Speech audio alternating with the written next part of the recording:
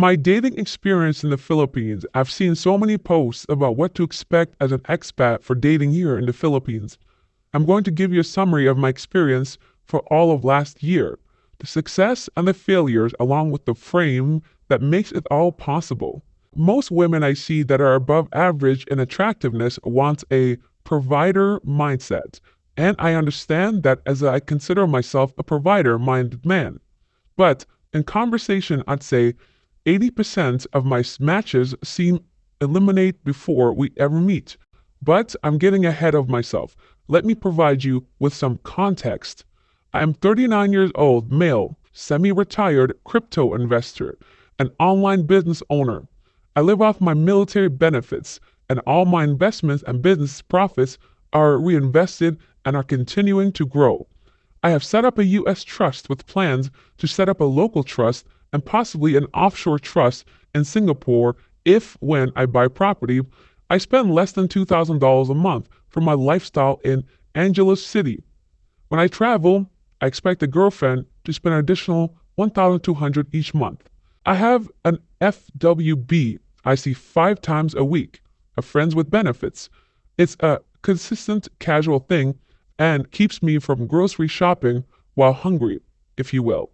My criteria for a long-term relationship is very simple. Age 22 to 29 and no kids, has some sort of fitness routine like I do, has a job or is in the immersion step of schooling and is about to graduate. No neck or chest tattoos, high libido. My support is 25,000 pesos.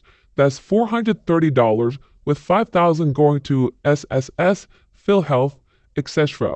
The deductions are handled by an accountant in town and I contribute more than the minimum of the SSS. They have zero financial obligations in the relationship. If the relationship ends, they are leaving better than when they came in. Their phone load, family support, rents, and all theirs to manage, but I do help them make a budget and track things to them.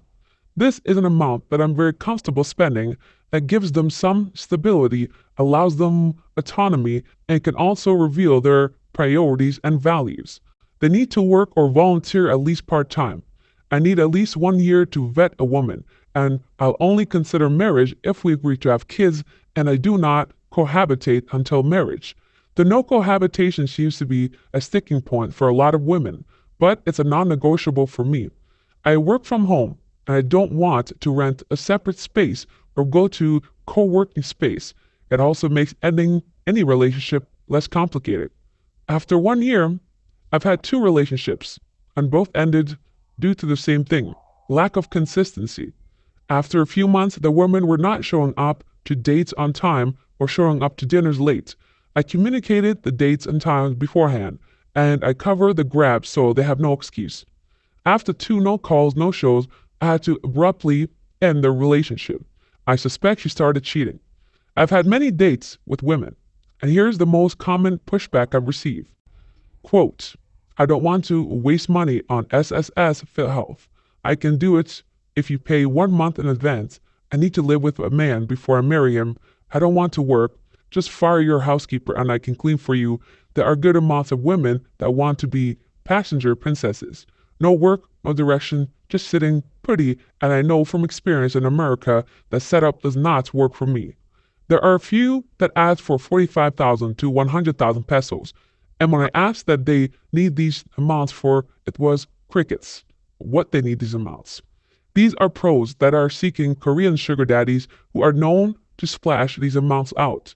A lot of women agree and then ghost or don't follow through with the initial date. I've had a couple of women agree, but then back out when the initial date was only coffee or something low cost. They know their worth, quote. I just chuckle and move on. My support is more than the median salary. If that isn't worth it, I'm not the one. This year, I'll travel to more provinces and try to find someone offline. Flirting online dates gets exhausting at times. I do have a gold mumble, but everything else is free. A gold Bumble.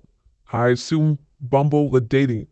He says, I do have a gold Bumble, but everything else is free dating app-wise. Open to questions, AMA style. This is this man's story.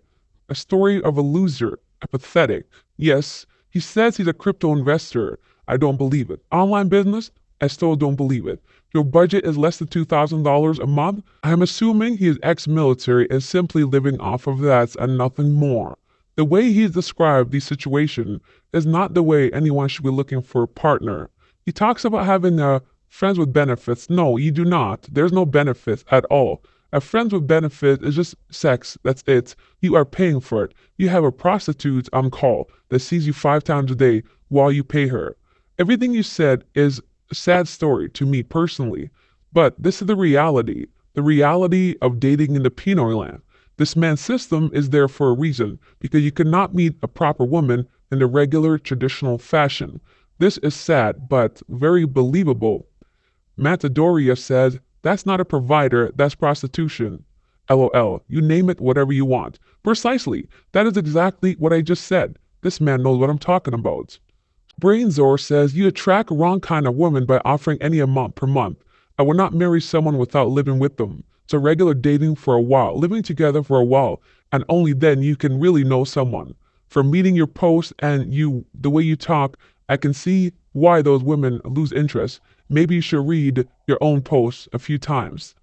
S3NJU says, I agree with the other comments that leading with money is not a great idea. Apart from that, if you are serious about getting a long-term relationship, you probably need to drop the FWB first. Tour Bill says, it feels like you want an employee, not a relationship. They have to be where you want them when you want them. They get paid an exact amount each month. It sounds like a job with benefits that requires sex, which makes it, you know what. Not sure you will ever find a long-term winner like this. Garabello says, TLDR, expat with the provider dating setup. 25K month support, strict rules, no cohabitation, says most matches drop off or reject the terms, and his 2 relationships ended due to inconsistency. I was 44 when I got here in 2013, and I went through a dozen of bad ones till I found a good one. The bad ones were gorgeous too, but there are way too many bad ones.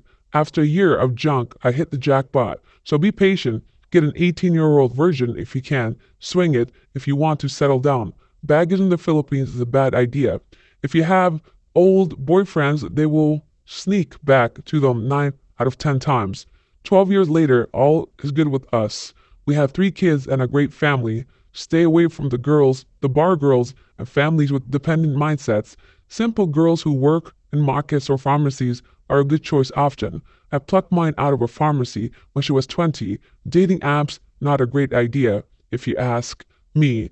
Yes, imagine an adult virgin in the Pinoy land. Impossible. Whatever she told you, it's a lie. Or the fact that this happened, 15 years ago. Okay, Prince Charming says, this is a warning post, right? As you are very frustrated and even want to abandon the apps now. I will agree with some comments. This is super beta and desperate. I would not even want a girl who would agree to that term. Though, of course, I can see the charm. Like she can quit her dead-ass job where she might only be making 500 pesos a day for a full day at work. But if I would just be so boring, why not try to be with girls without even involving money? And only then, if you are into them and had great free sex, opt for something like this.